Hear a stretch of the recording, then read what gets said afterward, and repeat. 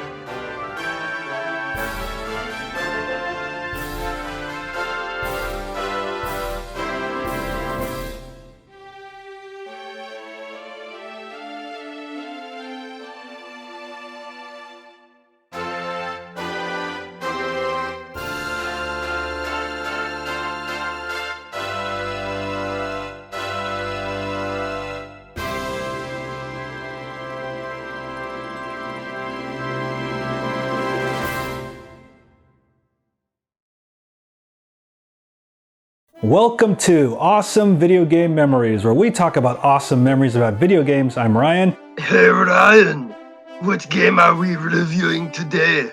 And the game we're going to talk about, as I have not made it clear yet, is Dragon Quest Heroes 2. So Dragon Quest Heroes 2, the sequel to the first Dragon Quest Heroes, takes place in another world centuries after the first Dragon Quest Heroes. And you can choose between two knights in training, Lazarel, who is the more hot-headed one, just like Aurora from the previous game, and Teresa, the more cool and calculated one. So they're kind of the opposites of Lucius and Aurora, and I decided to go with Teresa this time, and she's pretty cute. And now we're going to talk about the Dragon Quest Heroes 2 story and the game mechanics, and we will be getting into spoilers here, just like I warn on every single Awesome Video Game Memories episode. So we begin the game in the middle of a war, which serves as our tutorial level. Yes, because the best way to learn gameplay is through war. War, you say? I busted out the Lancer! Whoa, Helix, put it down. But however, it's only a dream as Teresa wakes up on a ship and the war is over with people making a pact to never fight again. Whew. Thank God it was just a dream. Right, Helix? It was a dream? So Teresa meets up with her cousin Lazarel and they go to the cathedral, and there's a legend on the stained glass window saying, if war consumes the world again, a dragon shall appear and siblings will be born to save the world. So they both engage in a short training match, which is another tutorial section of the game. Kind of like Arba from the previous game, but with an H. But however, the Dunisians attack Harba with monsters, regardless of war being forbidden in the Seven Realms, which begins the first real battle of the game. Do I gotta do this again? So the Dunisians are led by their old friend Caesar, the Prince of Dunisia. So as Teresa and Lazarel are about to get squashed by the Nightclubber, and they're saved by a female warrior named Desdemona, and Caesar makes a retreat, and we're wondering why he decided to attack us. So we speak with the King of Harba about the Dunisian attack, and Lazarel says that he's a Dunisian citizen along with his cousin Teresa because they're studying at the academy, which infuriates the king, thinking that they're spies. And Desdemona says she's an envoy of the High King of Accordion, and her orders are to prevent war from happening across the lands. So the King of Harba calls upon the aid of the High King of Accordion, and the game truly begins.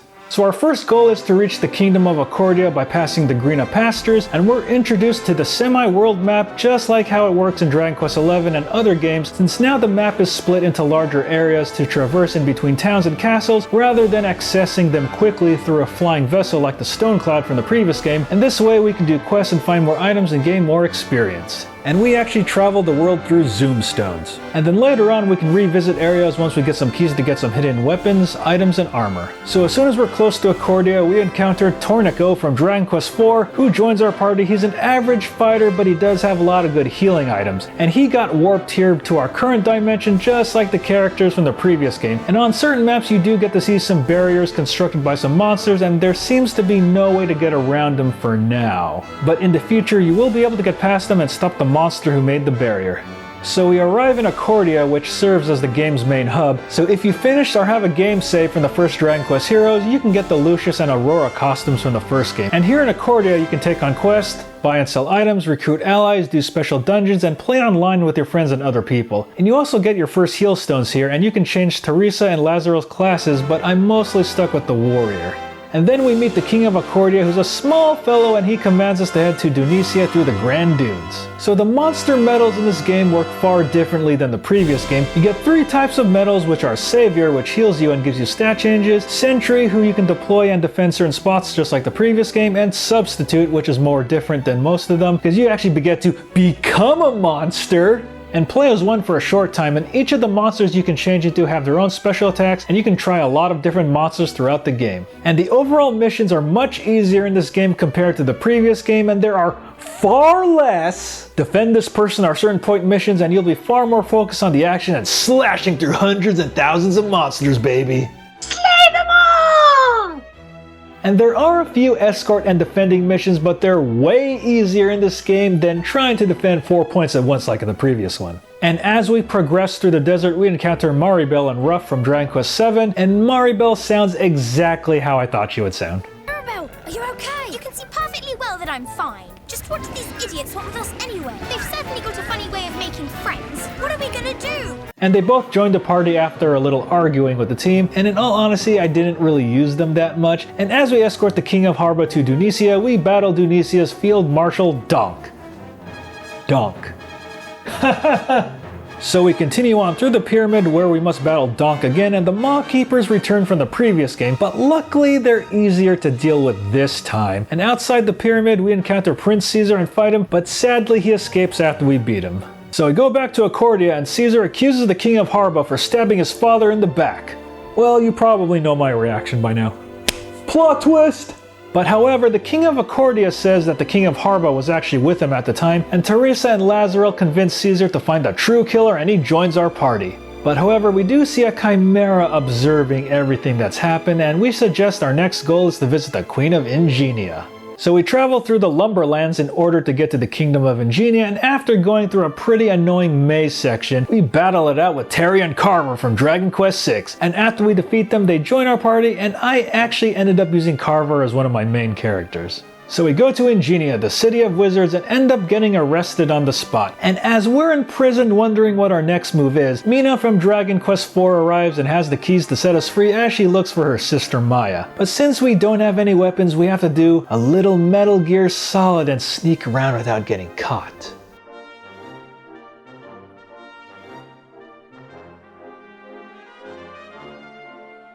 This is gonna get me some good grub! And that reminds me, where's my wallet? So Mina joins our party as we battle through the castle of Ingenia, and then we encounter the incredibly hot Queen of Ingenia. Ooh, I'll worship you anytime, my queen. And she accuses the Dunisians of teaming up with the Harbins to overtake her kingdom. Oh, hey queen, I will totally defect from both of those kingdoms to serve you. So she summons her royal guards to fight us, and after we defeat them, Maya arrives and says she's working with the Queen of Ingenia to fight us and claim a reward for capturing us again. Maya, have you betrayed us too? So after we fight Maya, she actually joins us out of loyalty to her sister, and Desdemona arrives on orders from the High King and tells the Queen about the death of the King of Dunisia, and the Queen said she knew about the attack from a messenger from the Beastlands. So the Queen admits that she had us arrested thinking that we would kill her, but neither sides believe each other as we all go back to Accordion to seek advice from the High King. But however, Maya tries to bargain for a reward from the Queen, but doesn't get it. Her eyes are so cold, but she's so hot! Yeah, I totally agree, Helix. So we get back to Accordia and speak with the High King, and we discuss the seer who is dressed in black who journeyed through the Beastlands to tell the Queen of Ingenia about the war between Tunisia and Harba. And our new goal is to go to the Beastlands and speak with the monarchs of each realm. But however, the Beastland army of Alakazam is already invading the other territories of Chlor and Kadava! Oh no! And the Queen of Ingenia makes amends by giving us a pep stone, which gives us more tension. Thanks, Queen. So we travel to the No Man's Land and face the Alakazam army and the king, and the High King asks for them to withdraw, but the King of Alakazam attacks regardless, and Lazarel says let's hit them so hard that they never make war again. Let's hit them so hard they never make war again. Let's hit them so hard they cry to their mommies and never start war again. That's right, Gigantes, let's bash them on their heads. So the armies of Tunisia, Harba, and Ingenia all team up together, and we must defend the King of Accordia. And after driving off Alakazam's forces, we fight the King of Chlor, who is the bird, and the King of Kadava, who is the white king. However, they seem to be under the control of the King of Alakazam, as they don't seem themselves, and we end up fighting the kings. So we defeat the kings, and the King of Alakazam summons a giant 100-foot dragon called Draculard. Oh my god, run for the hills! He's so big it will squish us all! So none of our attacks are doing anything to Draculard, so the King of Harba says that we must go to Mount Everest to get the legendary weapon. But however, the king holds back Draculard with the powerful spell, and it looks like he sacrifices himself to Draculard by destroying all the rocks. No, not the king! So the King of Accordia says he used an orb from the Harbin royal house to stop Draculard. So we head over to Mount Everest, and we reach a door that we can't pass, and we need to pass 3 tests. In one test, we had to fight a blue dragon. Like the Xbox 360 game? No, Helix, not like the Xbox 360 game that you can buy for $5. So after going through the test, we encounter Jessica and Angelo from Dragon Quest VIII, but no Yangus this time. Cool blimey. So once we pass the door, we encounter Gragwort, the keeper of the trials, and in order to get the weapon we need to do an errand for Gragwort, which involves us getting the Trinity Stone from the pyramids in Tunisia. We enter the pyramid and fight off a lot of the mummies and a gold golem boss, and then after that we get the Trinity Stone. So we go back to Gragwort and take the trial, which involves us fighting the Dragon Quest II bosses. So Pazuzu's trial is to get as many monster medals as you can. So Belial's trial is actually defending an imp, and you have to use a lot of monster medals, and Atlas's trial is actually defeating him. So once we pass the trial, we do get the special weapon we need in a box, but Teresa is a bit disappointed.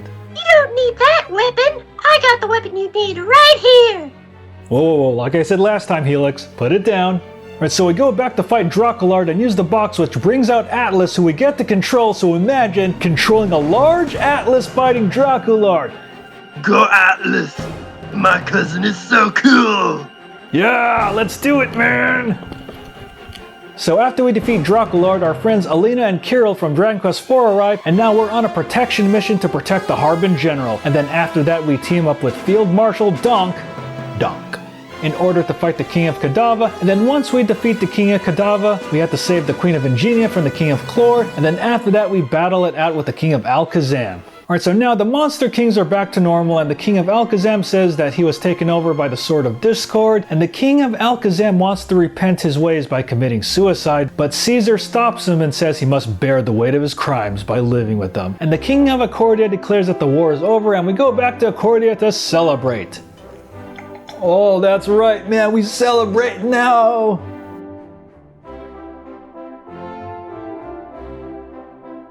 But however, we get words that monsters attack Tunisia, and the King of Accordia reveals that he wants to rebuild the fractured world and summons his twin. And he says they're the twins of prophecy and they will rule over all.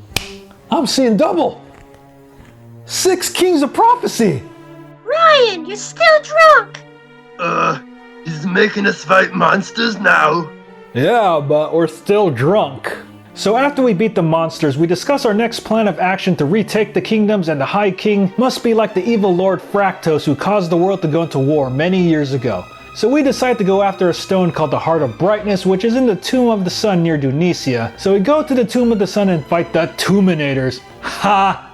After we defeat them, we grab the Heart of Brightness and leave, and then we go back to Accordion and use the Heart of Brightness to remove the Dark Veil from Accordion. We engage in several battles to take back the town, and after defeating a boss, we climb the tower in Accordion to fight the High King and his twin. So after an incredibly difficult trek to the top of the tower, we reach a barrier that we can't get past and have to think of another plan. We go back to Ingenia to help the queen stop the assault on her kingdom, and after helping the queen, we get a Lapis Lazuli so Helix can use it to get rid of the barrier in Accordion. After a mission where we protect Helix to get rid of the barrier, we confront the High Kings and they say they'll get rid of all humankind to stop war, as they have the Cup of Kings now filled with evil power. I can't imagine the hangover after drinking that.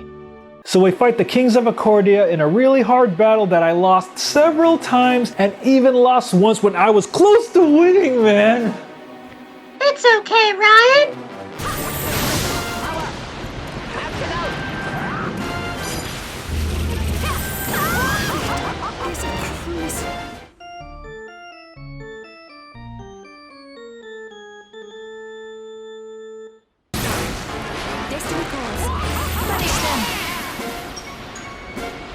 So after we beat the High Kings, one of them kills the other and confesses that his brother died a long time ago, and he sheds his disguise and reveals himself to be Fractos! Yeah, it's not too hard to guess what face I'm gonna make.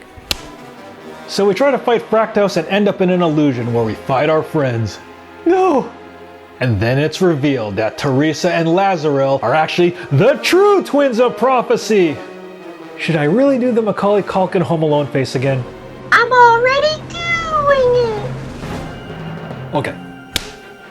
So everything is okay, but then a dark castle appears in the sky. So we travel to Fractos' castle, which literally feels like an actual DQ dungeon, and fight a very difficult gauntlet of bosses. And then after that, we protect Helix again as he opens the final gate. Protect me!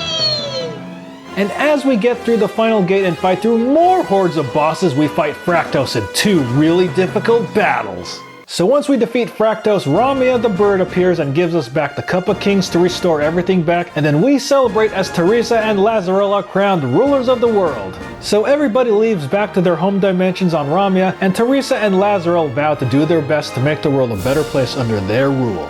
All hail our new ruler! Hip hip hooray! So Dragon Quest Heroes 2 is a much bigger improvement over the previous Dragon Quest Heroes game. And in all honesty, this game is a lot easier than the previous one. It's more focused on the combat and a lot less focus on defending this NPC or defending this position. And it's pure Dragon Quest musou hack and slash goodness, man. And there's tons of replay value as you can actually play with your friends and other players, and there's a ton of new quests and extra features, and you can also fight a whole bunch of legacy bosses. And just like Dragon Quest Heroes 1, I actually got Dragon Quest Heroes 2 from the Square Enix web store for $5 on Black Friday, but in all honesty, I would have paid a lot more for it. And just like Dragon Quest Heroes 1, there is a Switch version, but it's Japanese only, and it doesn't run quite as well as the console versions. Alright everybody, so that ends this episode of Awesome Video Game Memories about Dragon Quest Heroes 2, which I highly recommend. And Helix, what are you doing with that gun? It wasn't a dream, Ryan! This wasn't a dream after all! Stand back as I destroy all the enemies!